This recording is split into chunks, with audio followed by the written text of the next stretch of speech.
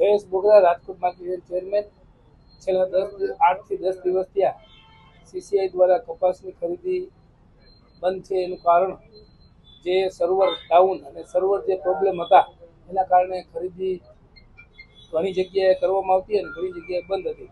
પણ આજથી ખરીદી ચાલુ થઈ ગઈ છે. 70 થી 80% જેટલી સીસીઆઈ દ્વારા ખરીદી પૂર્ણ કરવામાં આવેલ છે. 15 માર્ચ સુધી સીસીઆઈ ખરીદી ચાલુ રાખવાની છે. એટલે ખેડૂતોને પોતાના કપાસના મહત્તમ ભાવ મળે એના માટેથી કોઈ ગભરાવાની જરૂર નથી. સીસીઆઈ દ્વારા અને કેન્દ્ર સરકાર દ્વારા ખેડૂતને કપાસના ભાવ 1494 રૂપિયા આપવામાં આવે છે. એટલે ખેડૂતોનો જેટલો પણ કપાસ હશે એટલી કપાસની ખરીદી કરવામાં આવશે.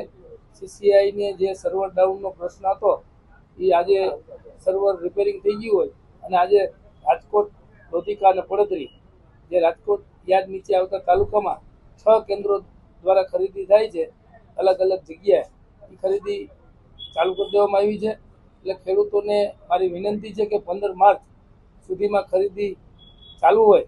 ધીમે ધીમે ખેડૂતો જેવી રીતે પોતાની સગવડતા મુજબ વેચાણ કરવા માંગતા હોય એવી સીસીઆઈ કેન્દ્ર પર જઈ અને સરકારના જે અધિકારીઓ ખરીદી કરી રહ્યા સીસીઆઈના એમને સાથ સહકાર આપી અને પોતાનો કપાસ વેચી શકે. સાંજ સમાચાર ફેસબુક પેજને લાઇક કરો, વિડીયો શેર કરો અને વધુ વિગતવાર સમાચાર માટે sanssamachar.net વિઝિટ કરો.